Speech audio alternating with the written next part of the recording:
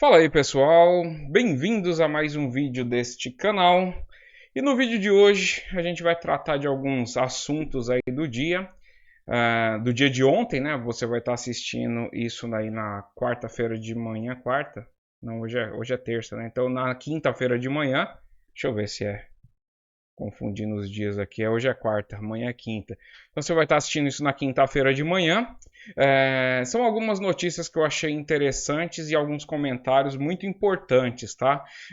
Eu vou tratar de 3 temas aqui, mas o último dos temas é o mais importante, que influencia muito em algumas coisas que a gente já vem tratando aqui no canal, tá certo? Isso é referente à política nacional, a visão econômica nacional, um negócio muito importante, e eu também queria saber sua opinião.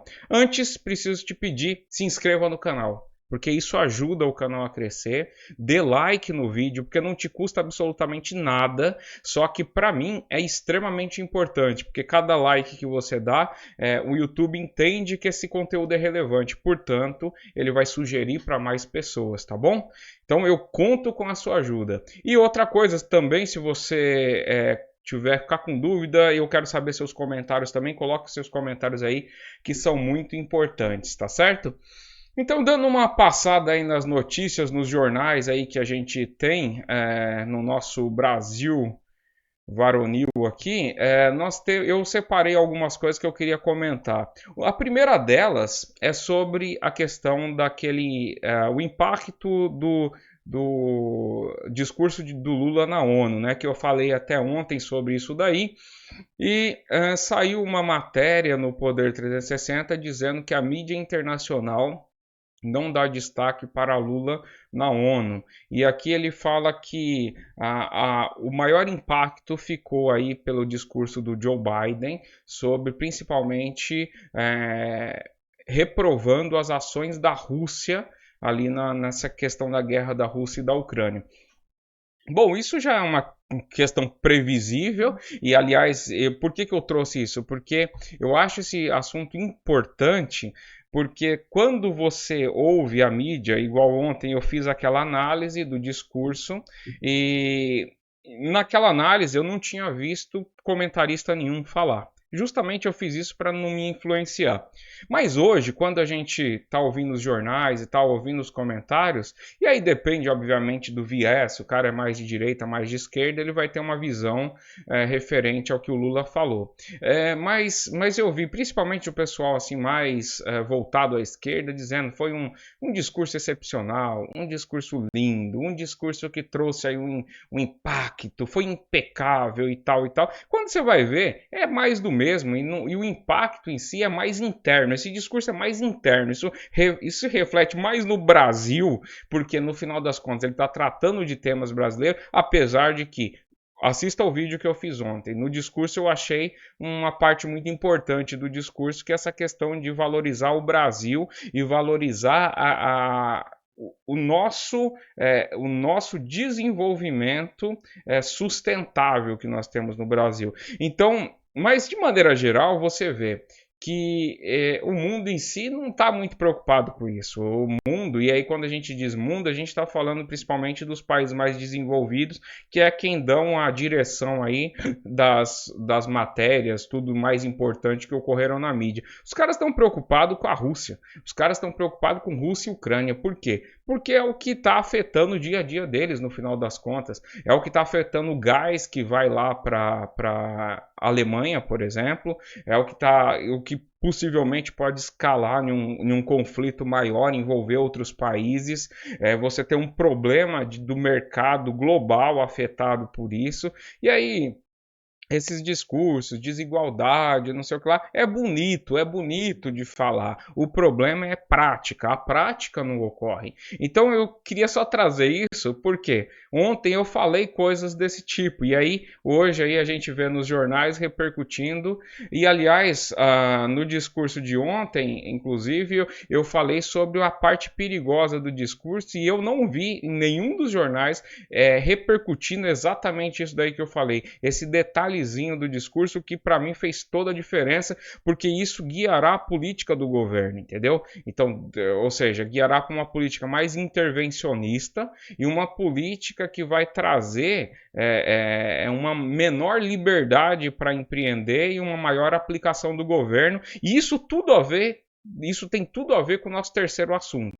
Mas o segundo assunto, só de maneira geral, porque provavelmente amanhã eu já trago algumas novidades, mas a gente está na super quarta e, portanto, a reunião do Copom, né? Isso daí é importante, porque a reunião do Copom é que define a taxa básica de juros da economia e espera-se que tenha uma redução aí de 0,5%, então sairia para uma taxa de 12,75% aí ao ano de juros. Isso daí é importante pela economia.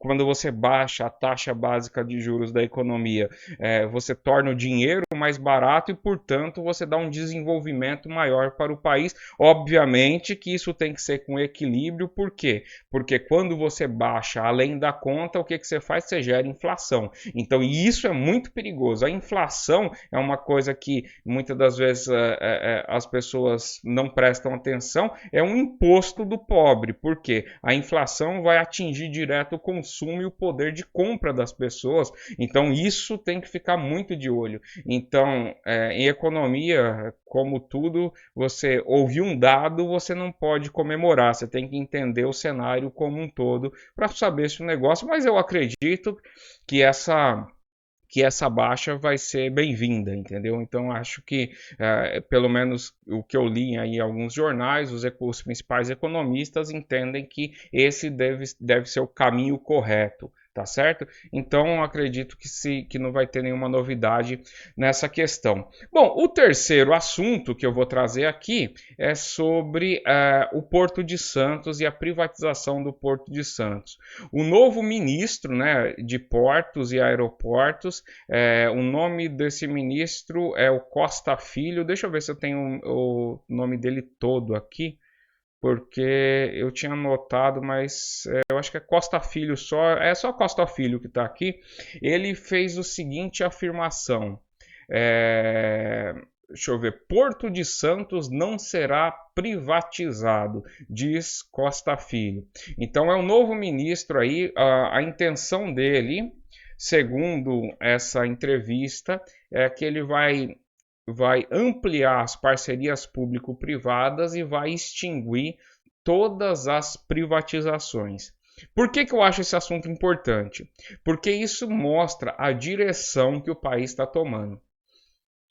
E para isso eu vou citar um exemplo prático do que assim, de uma experiência que eu tive e que eu acho que serve para esse caso. Eu já morei aí há alguns anos no estado do Ceará.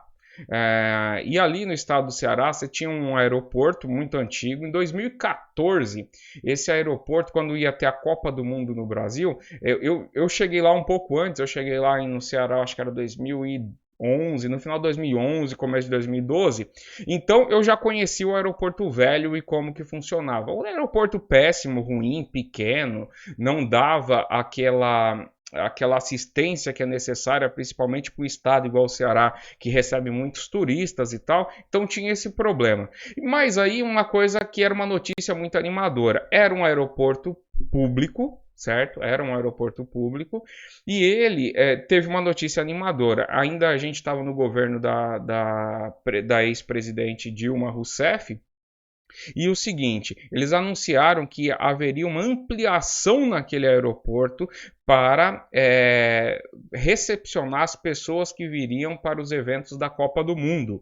Então a Copa do Mundo ia ser em 2014 e isso daí foi anunciado, se eu não me engano, 2012, mais ou menos, 2012, eu acho que foi 2012. E aí teve toda essa expectativa então, em torno desse evento. Aí o que aconteceu? E eu estava lá presente.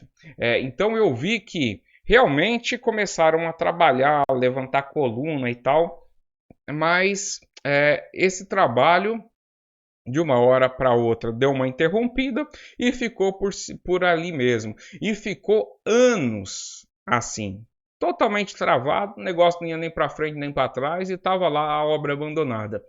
O fato foi que quando mudou o governo, que houve a privatização daquele aeroporto, o aeroporto passou a ser privado, em coisa de...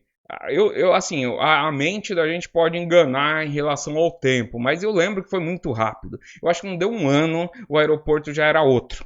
Um aeroporto moderno, grande, funcional, muito bom, que é o aeroporto que está lá hoje. Eu acho que é um bom aeroporto para um estado igual o Ceará ali, principalmente Fortaleza, que é o foco onde as pessoas descem ali. Eu acho que é um aeroporto muito bom, atende a demanda, é um aeroporto, obviamente que eu acho que o estado, aí é outro assunto, eu acho que o estado do Ceará merecia ter uma quantidade turística maior ali, porque tem um grande potencial turístico aquele estado. Mas assim, independente disso, ficou um aeroporto rapidamente funcional, o aeroporto mudou completamente. E isso é o que acontece quando você faz privatizações bem feitas. Por quê? Você não depende da burocracia estatal para investir. E aí você consegue movimentar as empresas, movimentar comércio, movimentar os negócios, as indústrias, e você consegue dar um dinamismo para a economia e o desenvolvimento para o país, principalmente nessa área que o novo ministro aí, Costa Filho está falando. Ele é do Partido Republicanos, que é a área de portos e aeroportos, que é um problema que a gente tem no Brasil. A gente tem um problema grave no Brasil, que é a questão de escoar nossa produção.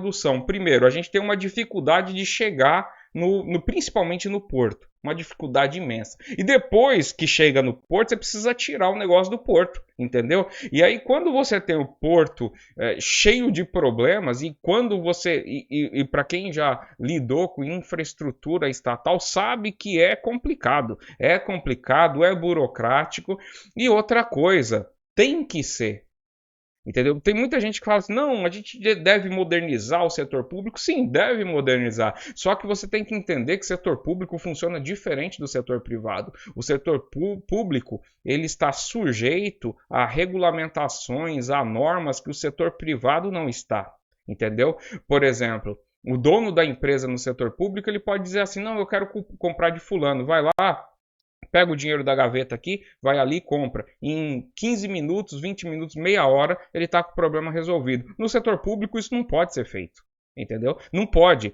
Ele não é feito e não deve ser feito. Por quê? Porque a coisa pública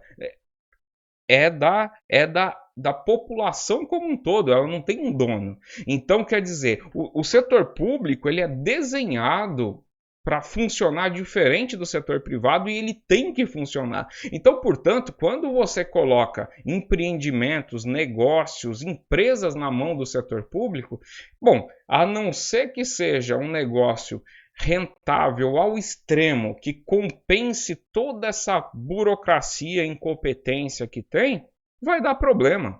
E vai dar problema, entendeu? E é engraçado que, de novo, essa é uma ideia do tal progressismo, né? Que na verdade, no meu ponto de vista, não tem nada de progressivo, é regressivo. Assim, é regressar, é andar para trás o negócio, entendeu? É andar para trás.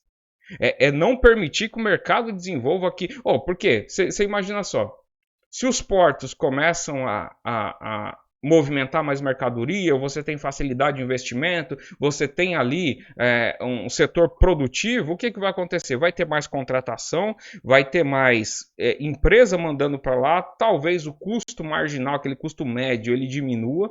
Com certeza esse custo médio aí tende a diminuir, entendeu? Então, quer dizer, você vai dar mais dinamismo e é melhor para todo mundo. E eu não sei como é que o pessoal não entende isso.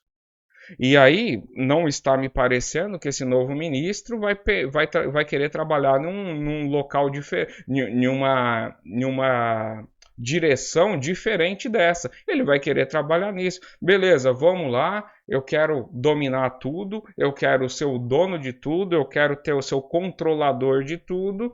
E o que vai fazer? O país é que paga o pato, tá certo? Por isso que eu trouxe esse negócio, porque eu achei muito importante, eu acho isso importante, eu acho que isso a gente tem que prestar atenção, tá certo? Bom, mas deixa aí seus comentários, de repente você pensa diferente de mim, deixa aí que eu queria ouvir o seu comentário. A gente se vê num próximo vídeo. Até mais, não se esqueça. Você já estava desligando aí, né? Mas não faça isso. Deixa o like antes de desligar, tá certo? Deixa o like, comentário e se inscreva no canal. Até o próximo vídeo. Tchau, tchau.